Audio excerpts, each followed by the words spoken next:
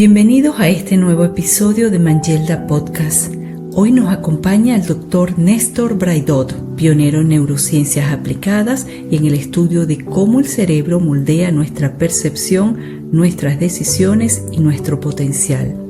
En este encuentro buscamos tender un puente, integrar la precisión de la ciencia cerebral con la vivencia encarnada del corazón como centro de expansión e inteligencia intuitiva.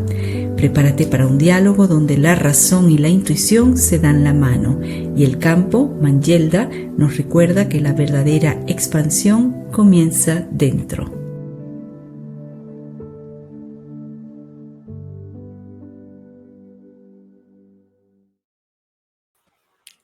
Bienvenidos a otro episodio de Mangelda Podcast. Mi invitado muy especial de hoy es alguien que ha dedicado su vida a tender un puente entre la neurociencia y la vida o el mundo real y práctico. Doctor en ciencias empresariales, autor de más de 40 libros y el próximo está ya en el horno listo para salir. Después hablaremos un poco de esto. Es profesor e investigador internacional y un verdadero pionero en aplicar el conocimiento del cerebro al liderazgo, los negocios y el desarrollo personal. Bienvenido, doctor Néstor Braidot.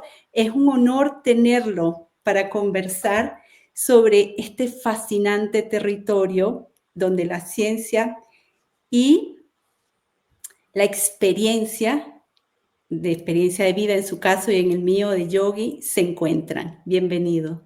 Gracias, Mangelda. Es un placer, un verdadero placer estar contigo y conversar de estos temas que me han apasionado toda la vida, de verdad. A mí me han cambiado la vida también entrar en este mundo de las neurociencias y la neurocuántica. Es un gusto. Justamente la primera pregunta que le quiero hacer es ¿cómo surgió su interés en aplicar las neurociencias en el ámbito empresarial y el desarrollo personal? ¿Cuál fue ese? Porque siempre hay como un punto ahí que nos cambia el camino. Bueno, voy a decir algo que me amerita una aclaración. Mi formación inicial, mis primeros 3 títulos universitarios son del siglo pasado. Y la aclaración es que para mí la edad cronológica, la del almanaque, no es la edad importante, es la edad del cerebro lo que importa. Dicen que yo he rejuvenecido mucho mi cerebro. Dicho esto, en esa era de la formación muy lógica, muy racional, muy de la fórmula, muy de la receta, empecé a verificar que lo que había aprendido, lo que me había merecido un felicitado en los exámenes en la universidad, empezaba a no dar resultado. Empezaba a tener alternativas que sí, otras que no. Y en esa época me tocó la fortuna de recibir una invitación para dar unos programas en la Universidad de Salamanca, aquí en España. Salamanca, como todos saben, es una de las universidades más antiguas del mundo y para mí fue tocar el cielo con las manos. Pero más toqué el cielo con las manos porque pude coincidir con los profesores del Instituto de Neurociencias de Castilla y León, que es el Instituto de Neurociencias de la Universidad de Salamanca. Y ahí empecé, discusión mediante, primero en los cafés de profesores, en las tertulias, y luego ya me involucré y empecé siendo profesor de Salamanca y al mismo tiempo alumno, estudiando neurociencias cognitivas, psicobiología del comportamiento, y ahí descubrí un mundo nuevo. Descubrí que hay que saber entrenar el cerebro. Es posible desarrollar más y más capacidad. Es factible desarrollar inteligencia. De hecho, creé mi primer programa de entrenamiento cerebral, un gimnasio del cerebro en esa época, porque de alguna manera quise experimentar eso que estaba viendo, extrapolando conocimientos de la neurociencia casi exclusivamente médica en ese momento, hacia otro tipo de aplicaciones. ¿Por qué quien decide como decide? ¿Por qué el comportamiento de tal o cual? ¿Por qué la conducta? Y así fue el cambio más importante que viví en la vida, que es saltar de aquella muy lógica y racional formación hacia construir la formación de mi propio cerebro y la de los alumnos que en ese momento empecé a a contar. Y de alguna manera ese fue el primer cambio importante. El primero, no el último, pero el primero sí. Claro, porque estabas en la facultad de Business, Negocio y en las Correcto. tertulias con los profesores de neurociencia, entonces eso fue lo que fue la chispa para establecer ese primer puente. Mira, voy a decir algo que lo puse justamente en el prólogo de uno de los primeros libros que escribí sobre neurociencia aplicada. Hice un agradecimiento al cafetín del Oviedo, un cafetín de parados, pero el cafetín estaba en medio entre la Facultad de Economía y Empresas y el Instituto de Neurociencia, con lo cual la coincidencia en el cafetín de quienes veníamos de empresariales y de los que venían de neurociencias fue mi primer contacto con ese nuevo mundo, que aprendí a descubrir y tuve que formarme en ese nuevo mundo, por cierto. Claro. ¿Qué ejercicios prácticos de ese método, Braidot y el Brain Gym, nos recomiendas para mejorar la habilidad mental, la memoria en la vida diaria? Mira, luego de muchas experimentaciones y de entrenar alumnos año tras año en desarrollo de capacidades cerebrales, yo voy a poner uno primero y fundamental. El estrés, o llamemos más ampliamente, el condicionamiento emocional, afecta el funcionamiento cognitivo del cerebro. Razón por la cual lo primero que he puesto como primer ejercicio en mis programas de entrenamiento cerebral es lograr ese equilibrio emocional, o quizá, para decirlo más como lo hablamos en los programas, lograr no ser estresables. Y esto es posible lograrlo. Y con algo que hemos comentado en su momento fuera de cámara. Una meditación diaria, y si es posible dos mejor, todos los días. Nosotros hemos comprobado que en 2 meses y medio aproximadamente, según los casos, logramos esa condición de no estresabilidad, que aunque transites en contextos estresables, tienes como una protección que te permite no condicionarte por ese estrés. Y eso favorece el funcionamiento cognitivo. Te permite utilizar toda tu capacidad, toda tu inteligencia, toda tu experiencia, todos tus aprendizajes sin limitación. El estrés, dicho metafóricamente, jibariza funcionalmente el cerebro. Y eso es Sí, lo que se evita con esa meditación. Ese es el primer ejercicio más importante que podríamos decir hoy día para facilitar el funcionamiento de la agilidad mental, mejorar la memoria, mejorar la toma de decisiones y desarrollar un poquito más de inteligencia.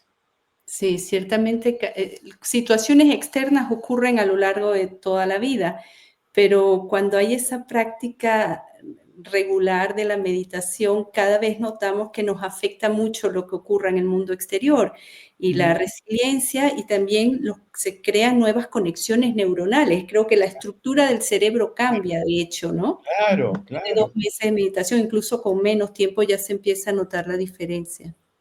Por supuesto, hay un tema que yo quiero, ya que me comentas esto, que lo voy a decir. Yo en realidad sugiero adicionalmente una meditación a última hora de la noche, antes de dormir. Ujú.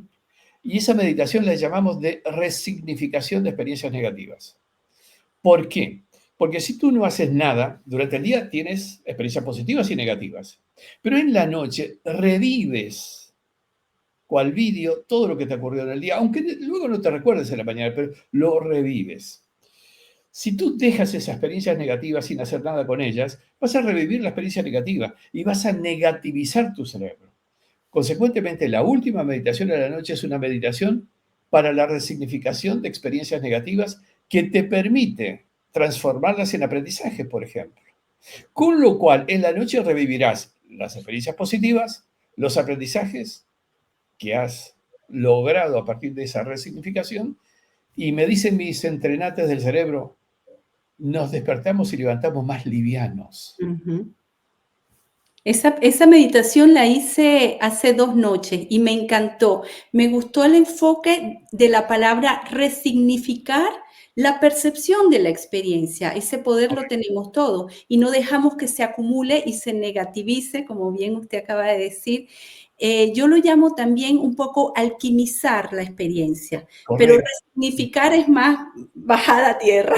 Bien, bien, bien, bien. Más concretito para un mundo que quizá no tiene la experiencia que tú tienes, por ejemplo, en yoga, meditaciones y demás. Es darles algo que les es más comprensible, más practicable. Exacto, eso es lo que me gustó mucho de su enfoque, de sus entrevistas, de sus libros, es ese enfoque práctico y fácil de utilizar, de digerir, y a veces el mundo yogi, bueno, nos podemos ir muy allá arriba, pero aquí en lo práctico está fantástico todo lo que he aprendido y lo que he leído sobre lo que usted ha creado, y realmente es admirable porque ha sido un pionero en todo este campo de conectar. Por ejemplo, esto me llamó la atención. ¿Cómo puede el neuromarketing transformar la forma en que las empresas se conectan con sus clientes hoy en día? Este aspecto me pareció súper interesante también con el mundo del mercadeo y la aplicación también de esas técnicas. Totalmente. Fíjate que yo había escrito en la era de la lógica racional algunos libros ya, en el siglo pasado, por cierto. Pero el primer libro de la nueva era de las neurociencias aplicadas fue Neuromarketing, Neuroeconomía y Negocios, que fue una especie de aplicación de todo lo que significa entender cómo se comporta y por qué decide una persona como decide, aplicarlo a disciplinas muy concretas, justamente como las acciones comerciales. Voy a decir que no fue tan sencillo. Tú has dicho algo de un pionerismo que he tenido. Es posible, sí. He sido 2 o 3 personas a comienzo de siglo que estuvimos trabajando en este tema. Pero fue difícil. ¿Por qué? Yo te diría que he recibido críticas muy fuertes en esa época.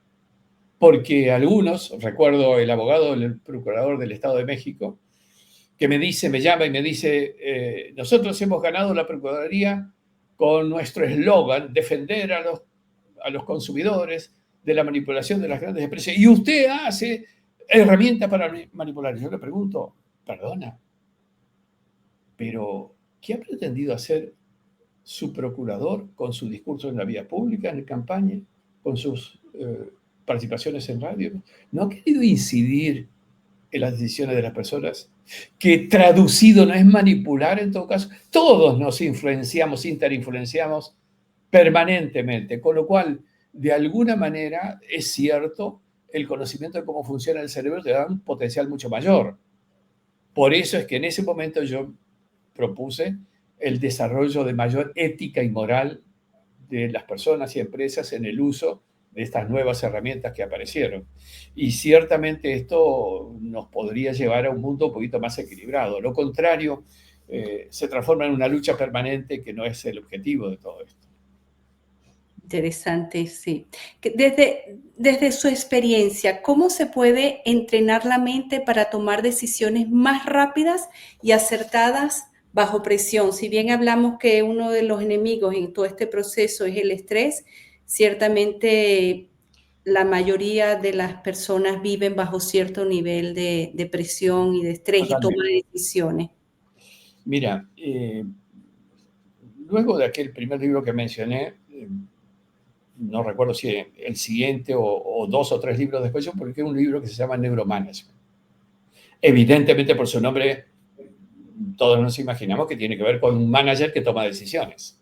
Y que toma decisiones habitualmente en contextos de presión, premura, etc. Y allí yo desarrollé una metodología que es la siguiente. Comienzo de la actividad, de la tarea del manager, 1 hora de actividad, y luego no menos de 5 minutos, si es posible 10 minutos de relajación profunda. Otra hora de trabajo, 10 minutos de relajación profunda. Otra hora, relajación profunda. ¿Qué es lo que buscamos con esto? En 1 hora, esa persona recibe estímulos a tomar decisiones, llamadas telefónicas, consultas, etcétera, pero está en un estado consciente. Y el consciente, recordemos, tiene capacidad limitada. Hasta 9 elementos o factores en simultáneo como máximo, y no muchas personas pueden utilizar 9 factores en simultáneo para tomar una decisión. La relajación, un estado cuasi meditativo de los 10 minutos, significa que lleva esos estímulos a decidir, esas llamadas, esas consultas, a un estado en el que tiene un funcionamiento predominantemente metaconsciente.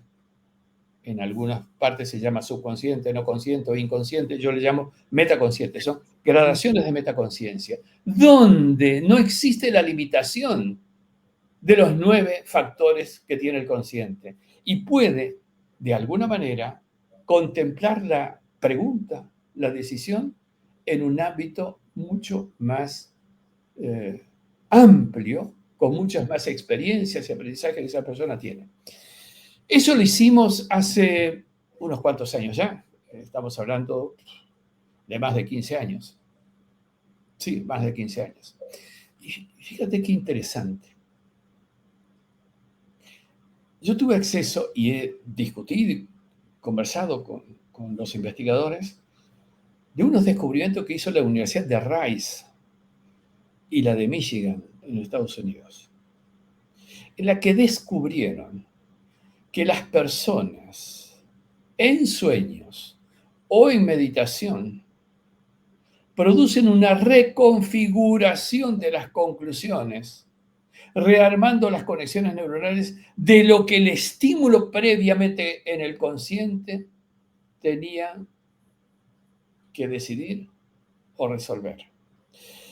Es decir, que esa reconfiguración del cerebro, cuando el consciente está apartado, porque está en meditación o en sueños, el cerebro mejora la deducción del plano consciente. Y esto es un factor importante, tremendamente importante, porque eso significa que si sabemos colaborar con nuestro cerebro, y no solamente en el consciente, sino también en el metaconsciente, vamos a tener una capacidad de decir mucho más exitosamente y llegar a conclusiones y decisiones más rápidamente, con mucha más riqueza.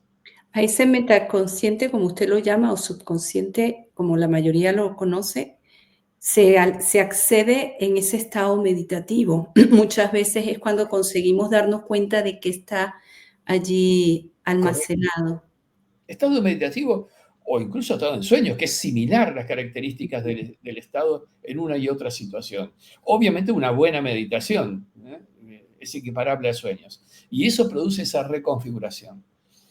Estoy tentado de decir otra cosa mucho más importante porque tiene que ver con otra investigación mucho más importante que se ha producido con respecto a esto, pero la dejo para cuando tú decidas y la preguntes en todo caso. ¿Será? Ok, yo sé cuál es, pero antes de llegar a ese, yo soy también bueno, he estado en muchos retiros avanzados con el doctor Joe Dispenza y él siempre ha dicho esto de que hasta los 35 años de edad estamos creando experiencias nuevas en la vida, pero que a partir de esa edad ya comenzamos a repetir, o sea, ya como que el cerebro está totalmente estructurado y formado con programas, y aquí viene de nuevo metaconscientes o subconscientes, y comenzamos a vivir como con el 95% de nuestras acciones en ese proceso subconsciente o metaconsciente, y el 5% simplemente es lo que nos queda de espacio para crear experiencias nuevas. Por eso una de las recomendaciones siempre y de las que usted habla mucho es exponernos constantemente a nuevas experiencias y salir de la rutina. Mira, importantísimo lo que acabas de decir. Y un reconocimiento al doctor Dispenza. He participado con él en varios eventos aquí en España, en México y otros lugares. El tema es así. Es cierto, cuando tú incorporas ciertas rutinas, las repites y las vuelves a repetir, rutinas familiares, rutinas laborales, rutinas de todo tipo, terminas rutinizando, valga la repetición del término, rutinizando el cerebro. Con el exceso de rutinización que ocurre justamente a partir de esas situaciones etarias, 35 o 40 años, si tú perduras en todo esto, incorporas algo que para mí es dramáticamente importante. En primer lugar, desaparecen las conexiones neuronales que tú no utilizas, que no las rutinizadamente repites diariamente. Y te quedas y fortalecidas esas rutinas que repites diariamente. Pero la segunda gran cuestión es que aparece una resistencia al nuevo aprendizaje. Es que el cerebro es un avaro energético y si ya tiene una rutina incorporada, va a resistirse a incorporar otra, a cambiar. Y ahí aparece algo que yo lo llamo, con unos términos muy fuertes, pero adrede para alertar a la gente. Aparece lo que se denomina muerte cerebral Mm. progresiva, que no significa muerte de la persona, significa muerte de tu cerebro, porque tu cerebro, rutinizado, incapaz de cambiar, incapaz de aprender cosas nuevas, prácticamente con la evolución y cambio del entorno y de los conocimientos, termina en una situación de obsolescencia, es decir, de muerte desde el punto de vista de funcionamiento, desde el punto de vista de su carencia de agilidad. Consecuentemente, yo planteo una alerta muy fuerte. Hay que perdurar estimulando y variadamente el cerebro en lo que fuere. Que te sometas a un idioma totalmente diferente, que te sometas a una disciplina que no has practicado, que hagas música o que estudies otra cosa diferente a la que has estudiado y practicado durante toda tu vida, que estimules variadamente el cerebro para mantener esa variedad de conexiones neuronales que te ayudarán a mantener agilidad y posibilidades incluso de evolucionar. Y más aún, diría, más aún. Yo a veces lo digo metafóricamente, aludiendo a los diplomas, varios diplomas que adornan mi pared. Yo los miro y digo, cuánta cosa estudié y ya no sirve para nada porque está obsoleto todo aquello. Entonces hay una cuestión, el conocimiento de la humanidad se duplica cada 2 años y cada vez menos. Entonces, aquello que te costó 4 años, 5 años, 6 años como estudio, termina obsoleciendo. Ahora, el problema es que si tú, además de haber estudiado, haber aprobado con felicitaciones tus exámenes, haber practicado y haber tenido éxito incluso con esas prácticas, terminas aferrándote a la repetición de esas prácticas que estudiaste, que te dieron un 10 felicitado en la universidad y que luego te dieron el éxito en la profesión. ¿Sabes qué? Vas a terminar absolutamente. Obsoleto, sí. Razón por la cual yo incorporo un aspecto importante, que es el entrenamiento para aprender a aprender, para descartar ese lastre del conocimiento aprendido que tiende a la obsolescencia e incorporar el nuevo. Preparar el cerebro para lo que viene. Esto significa ir estimulando el cerebro para, de alguna manera, prepararlo para ese futuro. Me A mí, encanta, perdón, ¿sí? No, no, solo continúa. una reflexión de una experiencia personal. Ujú. Obviamente, yo tuve que preparar mi cerebro para la neurociencia, porque venía de la racionalidad lógica durísima de aquella época. Cuando estuve en la neurociencia digo, pero esto es la panacea, con esto publiqué varios libros, me fue muy bien. Y en un momento pensé, ¿esto me dura para cuántos años? ¿Sabes qué hice? Empecé a incorporar en mi biblioteca, no esta biblioteca que tengo atrás, que es pequeña, yo tengo otra biblioteca de 5.000 ejemplares en otro país. Empecé a incorporar y tengo todo un anaquel de física cuántica. Empecé a estimular el cerebro en cuántica para lograr hacer lo que hoy hago, neurocuántica. Esto significa, todos tenemos que pensar no solamente en lo que hacemos y hacerlo bien, que también, sino empezar a pensar qué cosas haremos mañana. Para lo cual hay que preparar el cerebro para que ese mañana te encuentre exitosamente preparado para hacer lo que hay que hacer en ese mañana. Hoy los cambios te obligan a todo esto. Y este es el desafío que tenemos hoy día. Muy rápido todo. Y ahora que sabemos que nunca dejamos de producir neuronas, pero que si no las enganchamos en un proceso de aprendizaje, simplemente como el músculo, se pierden. Muy lindo todo esto que me está diciendo, además muy alineado con mi camino, con mi vida. Ha sido un salir constantemente de la zona de confort, nuevos países, nuevas lenguas, nuevas culturas, nuevos cursos. Y es para mí riguroso de forzarme todos los años a hacer una nueva formación, algo nuevo, algo que me saque de mi zona de confort. Me Correcto. encanta. Ahora, ¿qué mencionó que mencionó la física cuántica? Y es algo que compartí la semana pasada, hice justamente un live sobre el foco de la atención. Y yo quería que nos hable un poco de hasta qué punto podemos realmente, y si tiene alguna técnica, pues yo sé que es una de las cosas más complicadas, hacernos conscientes de lo que estamos pensando, porque lo que estamos pensando, lo que estamos diciendo es lo que estamos creando Mm. en esta realidad, y cómo podemos revertir este proceso y empezar a enfocar nuestra atención hacia lo que queremos crear y no lo que no queremos crear, que es justamente uno de los grandes problemas que yo creo que la mayoría confronta. E incluso, yendo a lo que al común de las personas le ocurre a todos, es cómo evitar que la sobreestimulación variada que tenemos del entorno, de tablets, de televisores, de estímulos de todo tipo, te ponga más distractores que posibilidades de concentrarte en lo que tú te importa y te interesa. Esto significa un ejercicio muy importante. La idea es que solo tenemos que esforzarnos en concentrar atencionalmente los 5 sentidos en aquello que te importa y te interesa. Concentrar los 5 sentidos y cuando aparece un distractor, cualquiera sea, no resistirlo, dejarlo pasar y volver a la concentración en aquello que te importa, te interesa. Esto significa un entrenamiento por un periodo de tiempo que te permite lograr superar esa atención dividida que más de uno tiene y que atiende en forma parcial muchas cosas al mismo tiempo. Yo quiero decir algo de la importancia de todo esto. En neurociencias está demostrado que la concentración atencional por 1 hora en un tema determinado duplica la cantidad de conexiones neuronales alrededor de ese tema. Mm. Esto significa que tú tienes un tema a decidir, eres un estudiante que tiene que aprobar una asignatura determinada. Yo he entrenado estudiantes para esto.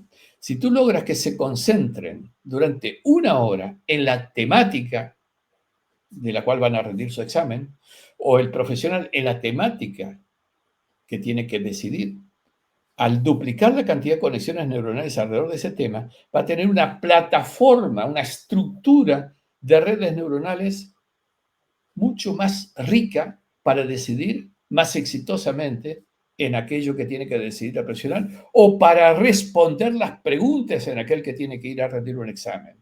La idea es que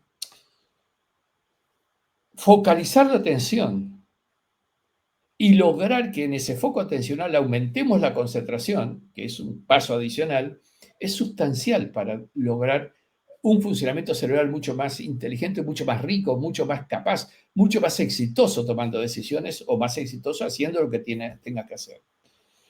Ahora, concentrar la atención en un tema, vista, oído, tacto, olfato, gusto, los 5 sentidos, e incluso lograr que la imaginación también focalice en aquello que tú quieres concentrar. Eso requiere entrenamiento. Ahora aquí vamos a entrar en materia hablando de esa concentración de atención y el corazón, como ese impulso transformador o amplificador de esa atención. Usted habla de un término de coherencia hemoenergética. ¿Qué significa y cómo podemos practicar esa coherencia? Bien, pongamos primero como introducción algo que todos sabemos. Las investigaciones del Instituto de Matemáticas del Corazón vinculadas con el descubrimiento de estructuras neuronales en el corazón. El cerebro del corazón, que se le llama, 40.000 neuronas funcionando cual cerebro en el corazón. Primer punto. Esto significa darle una relevancia mucho mayor que la que hasta ayer dábamos al corazón, que lo consideramos, y eso era una creencia generalizada, una mera bomba que hacía fluir sangre en el cuerpo humano.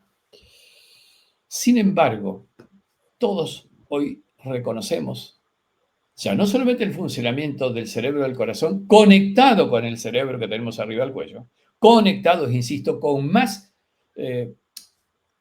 conexión, con más canal de conexión de abajo hacia arriba, del corazón al Sí, cerebro, que más recíprocamente. información.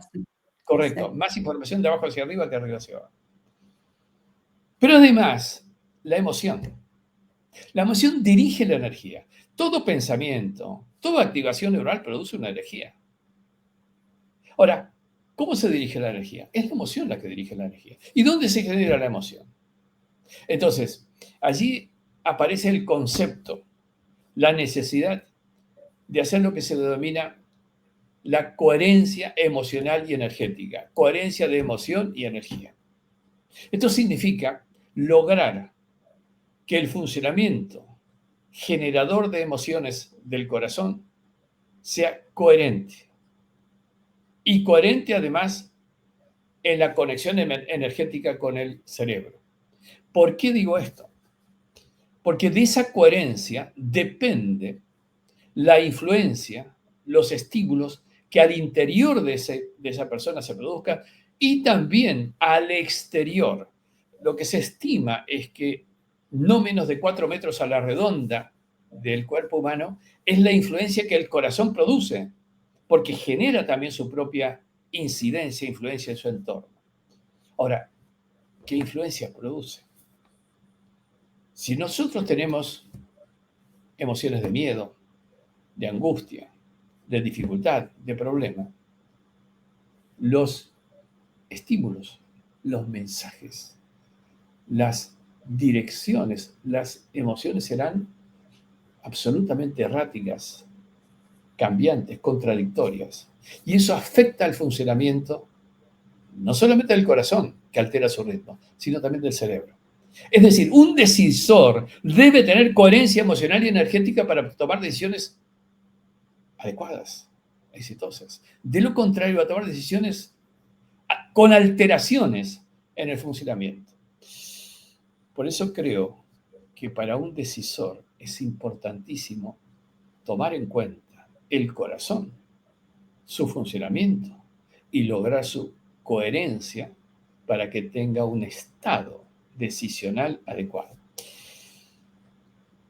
Yo agregaría ahora un acápite adicional a esto. Es que coherencia hemoenergética y agregaría vibracional. Porque la era cuántica nos resalta y mucho la importancia de la vibración energética que producimos y la incidencia en nosotros y hacia el resto. Porque al fin y al cabo, lo que neurocuántica o física cuántica ha demostrado es que somos una parte de un tono, de un todo mucho mayor. No somos entes estancos totalmente independientes. Energéticamente estamos conectados. Y de allí viene todo otro capítulo que significa esa posibilidad de recibir por conexiones energético-vibratorias, incluso información que te permite desarrollar capacidades de anticipación, de intuición, de un repentino darte cuenta de algo y tomar una decisión sin haberlo pensado, sin haberlo razonado, pero que te viene de esa conexión.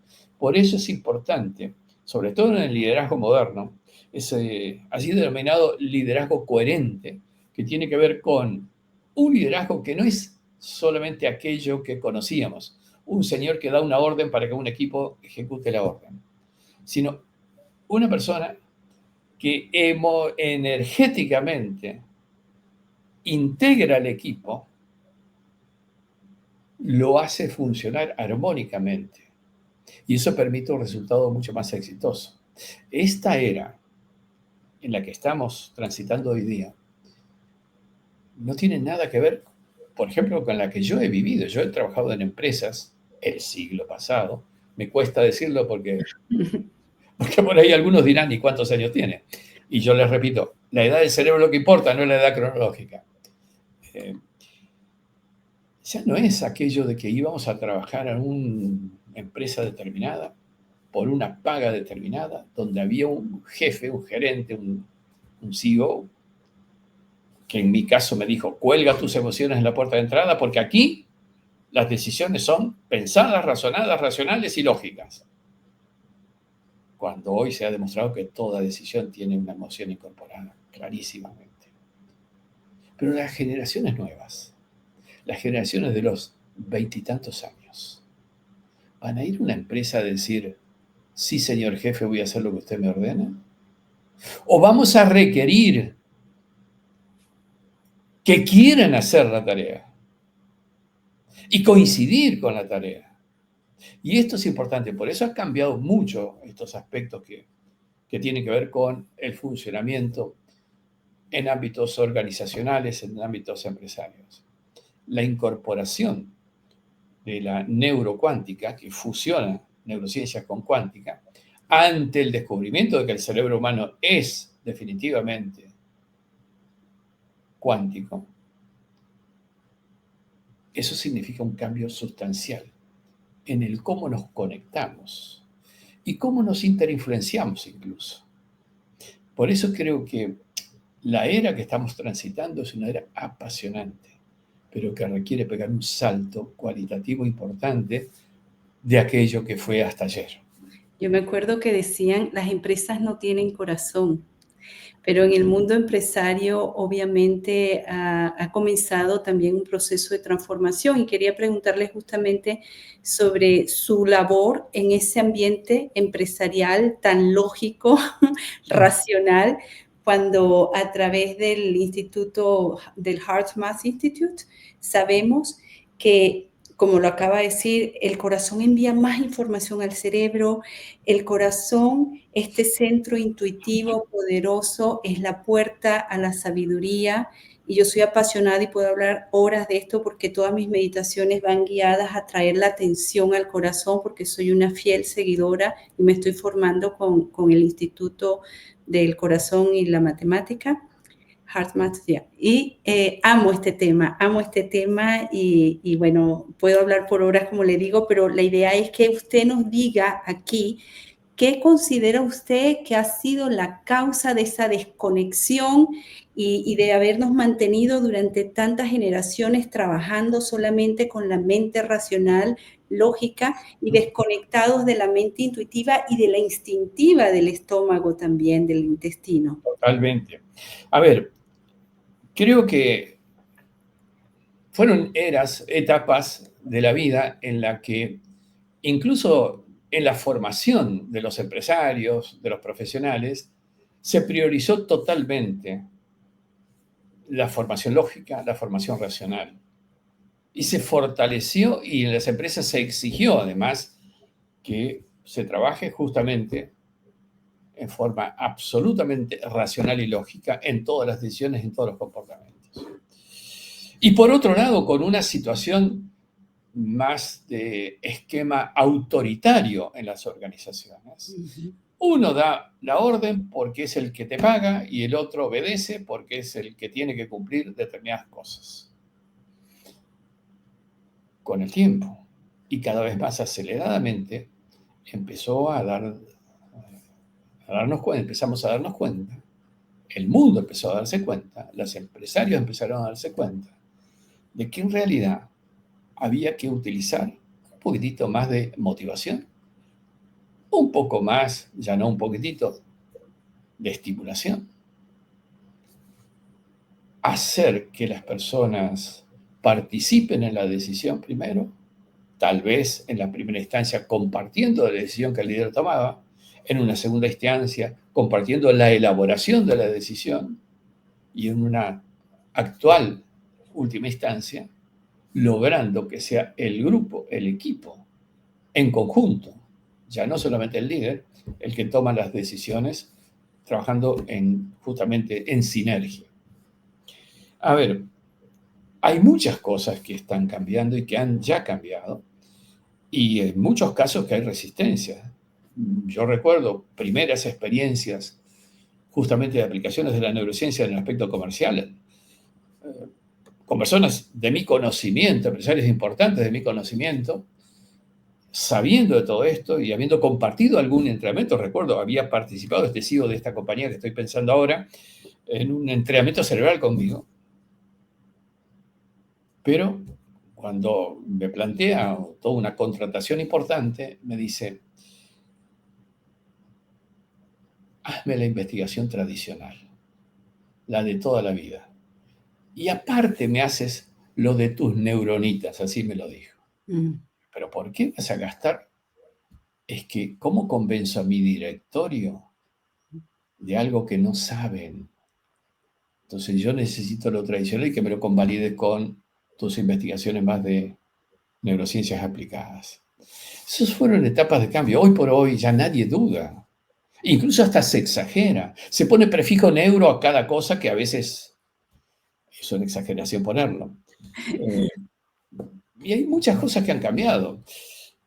Uno de los cambios importantes que yo he vivido fue cuando hice el trabajo de ese libro de la mujer, Únicas. Ah, No solo por haber investigado a la mujer durante años y muchas experiencias, recuerdo, desde Cleopatra hasta Malala, pero lo que me provocó a mí el darme cuenta de tantas cosas a partir de esa investigación. Y no solamente sobre la mujer, sino sobre la relación del liderazgo compartido, mujer, varón, etcétera, qué características y demás. Y algunas cosas interesantes. Y menciono una que a mí me sorprendió, porque es una de las objeciones que los empresarios siempre me decían. Yo no puedo contratar una mujer, sobre todo si tiene menos de 40 años.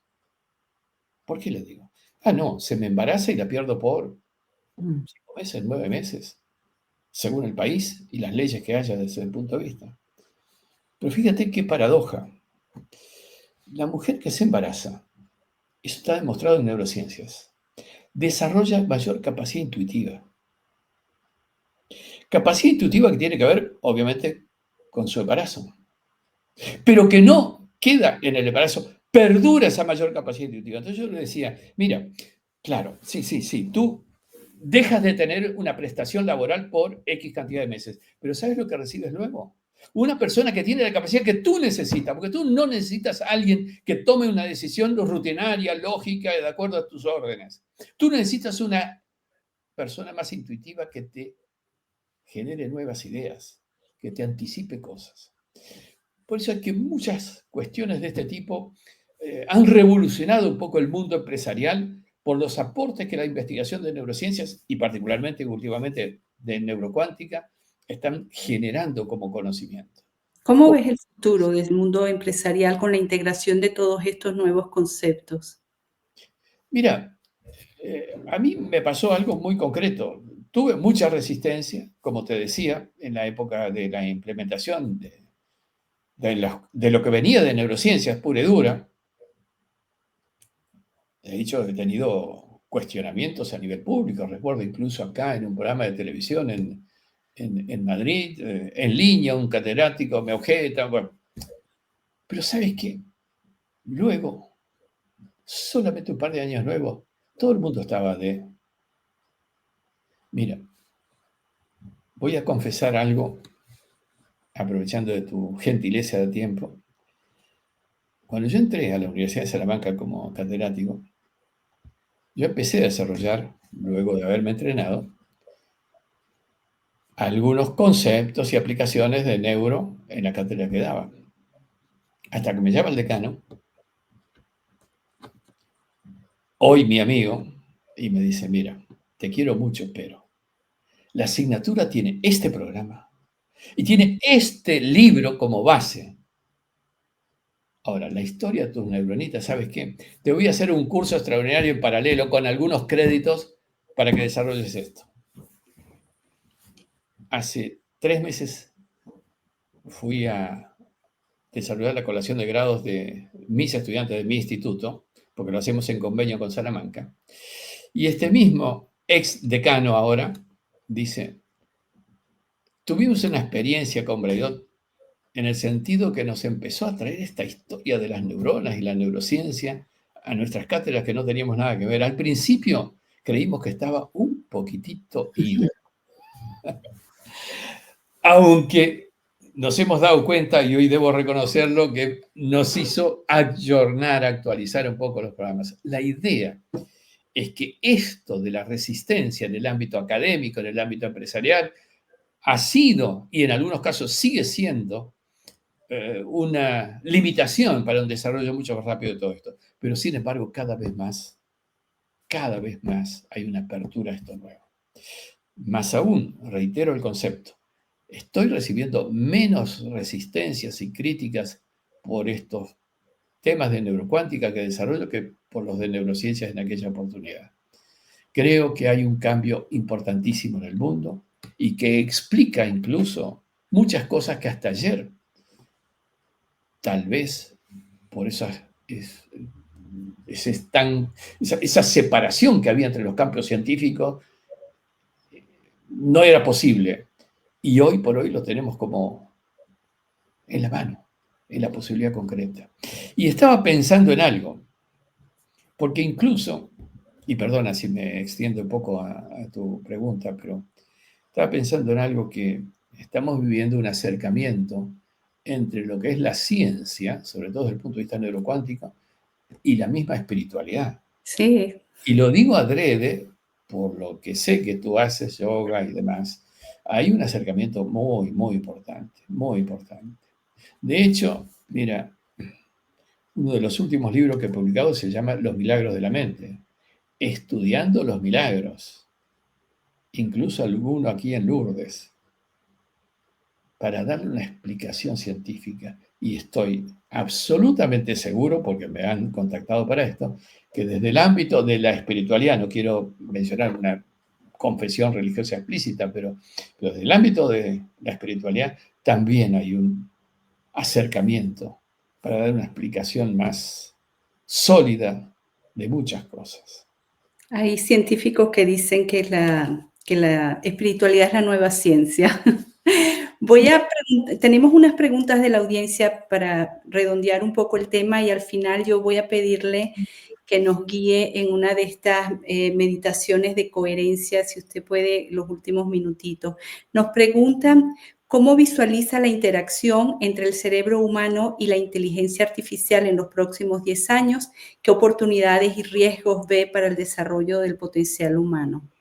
Bien, yo he trabajado un poco en este tema, justamente por esa misma preocupación que he tenido desde hace un tiempo atrás, y yo veo lo siguiente, hoy por hoy, y a mí me ocurre, personalmente me ocurre, la inteligencia artificial es un apoyo importantísimo.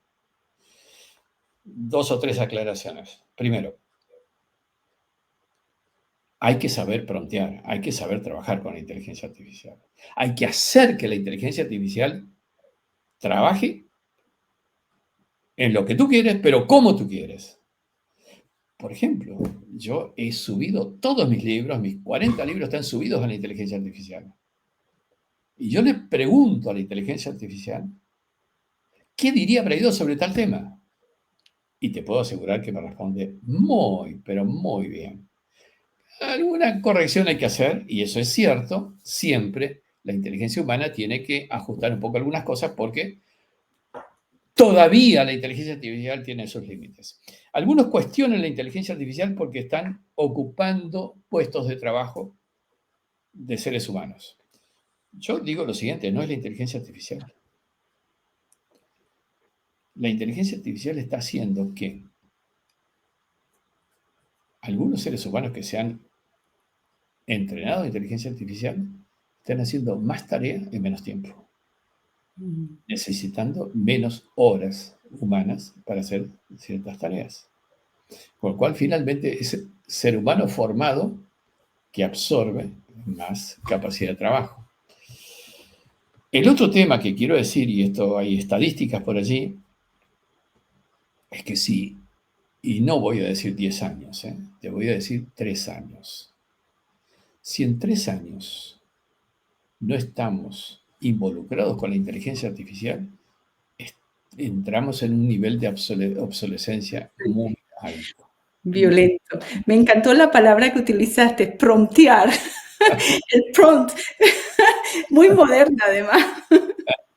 Como Una corresponde en un cerebro rejuvenecido o no. actualizado y rejuvenecido. Muy bien. ¿Cuáles son las cualidades indispensables de un líder en la era actual según la neurociencia y cómo pueden desarrollarse conscientemente? A ver, un líder hoy día tiene que entrenarse en en el funcionamiento del cerebro humano, sin duda. Tiene que saber cómo funciona su cerebro y hacer que funcione mejor su cerebro. Pero además tiene que saber cómo funciona el cerebro de sus equipos, de sus liderados, para poder trabajar de mejor manera. Primera etapa, primer capítulo, primera asignatura. La segunda asignatura tiene que ver con prepararse en el funcionamiento neurocuántico, definitivamente, en el manejo de la energía, en el tema de la hemoenergía, la coherencia emocional y energética, en la coherencia vibratoria. Hoy por hoy, mi frecuencia vibratoria incide en mi entorno, con lo cual incide en mi equipo, en mis liderados, en todo caso. Y por cierto, mi frecuencia vibratoria me permite conectarme de mejor manera con el campo cuántico, que ese es otro capítulo importante. Campo cuántico, que es lo que nos da cierta posibilidad de concreción, de manifestación de cosas, que es una nueva generación de habilidades que tenemos que desarrollar. Con lo cual, ya te di 3 niveles de 3 asignaturas. Neurociencias, para conocer cómo funciona el cerebro y poder operar mejor desde ese conocimiento recíproco, liderado y líder, y cuántica, para poder entender la influencia hemoenergética. Y el tercer nivel ya es un nivel de preparación superior, que es el de lograr una resonancia energética que te permita conectarte con el campo cuántico para una posibilidad de concreción muy superior. Maravilloso. Doctor Braidó, infinitamente agradecida por este tiempo, por compartir esta sabiduría, y antes de finalizar me gustaría pedirle que nos guíe en esa pequeña meditación de coherencia hemoenergética o coherencia cerebro-corazón. Bien, yo pediría a todos que para hacer este ejercicio, esta meditación, nos pongamos cómodos, es sentarnos, y yo siempre recomiendo sentarnos sin cruzar ni piernas, ni manos, ni brazos, ¿sí? Para no cruzar energías, que estemos con la espalda recta, conectados con la coronilla hacia el cielo. Y por cierto, una forma de eliminar distractores es clausurar el sentido por el cual entra mayor cantidad de distractores, con lo cual lo que pido es cerrar los ojos. Con los ojos cerrados tenemos que iniciar un proceso de lentificación de la respiración. La lentificación de la respiración nos permite sentirnos en un estado de mayor seguridad. La respiración lenta es característica de estados de seguridad, de calma, de paz, contrariamente a la respiración agitada. Con esa respiración lenta vamos logrando relajarnos más y más, y desde esa relajación empezar a tener la posibilidad de concentrarnos en nuestro corazón, para lo cual pido que pongamos una mano en el pecho a la altura del corazón e incorporemos estímulos de emociones positivas, de emociones de amor, de emociones de felicidad, trayendo experiencias que nos las han provocado en algún momento, visualizando, imaginando, para estimular positivamente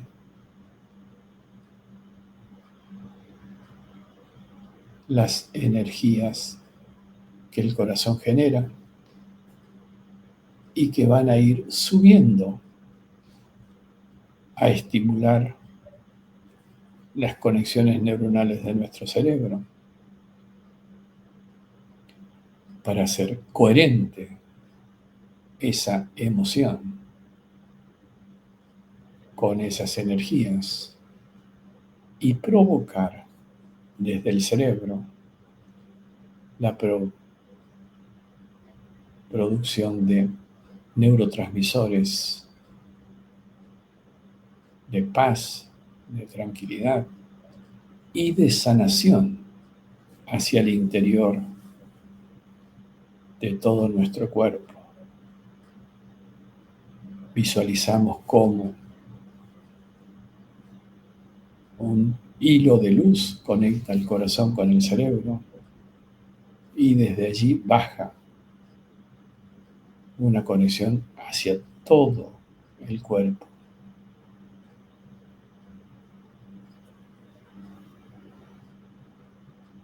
Visualizamos ahora cómo estas hemoenergías se expanden en derredor, incluso contactando, cubriendo a personas, familiares, amigos, personas de nuestra cercanía, dándoles estimulaciones hemoenergéticas positivas, de paz, de conexión, de felicidad. Luego podemos quedarnos unos segundos más en este estado, disfrutando de esa coherencia que hemos logrado, disfrutando de todo lo que a nuestro interior generamos y disfrutando de cómo expandimos generosamente nuestra hemoenergía en nuestro derredor.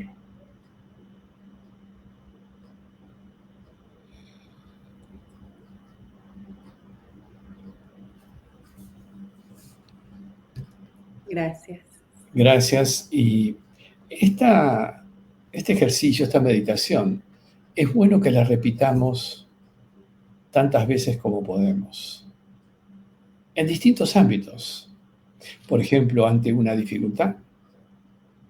Por ejemplo, ante una decisión importante que tengamos que tomar. Recuerdo incluso a niveles empresariales. Algunos tomaban la práctica en una reunión, por ejemplo, de directorio, con complicaciones, discusiones y problemas, pedir un alto e ir a hacer este ejercicio en un lugar aparte. Algunos me decían, pido para ir incluso al servicio, para poder estar tranquilo y cómodo y hacer este ejercicio. Y eso provoca no solamente en uno esa tranquilidad y esa posibilidad de utilizar nuestra capacidad plena, sino también influencias en el entorno. Eso Este sí. es el camino, es que cuando estamos en coherencia somos una píldora de paz, de armonía para el colectivo.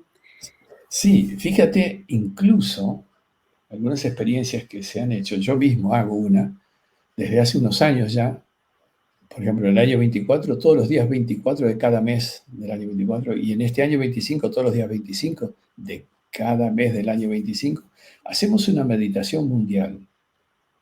¿Por qué?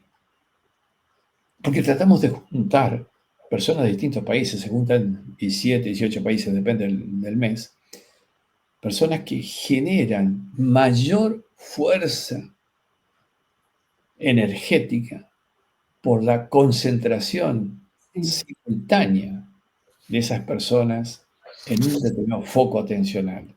Y esto me parece importante, que en grupos, en empresas yo lo he practicado, reunir a los equipos para que hagan este ejercicio con foco atencional.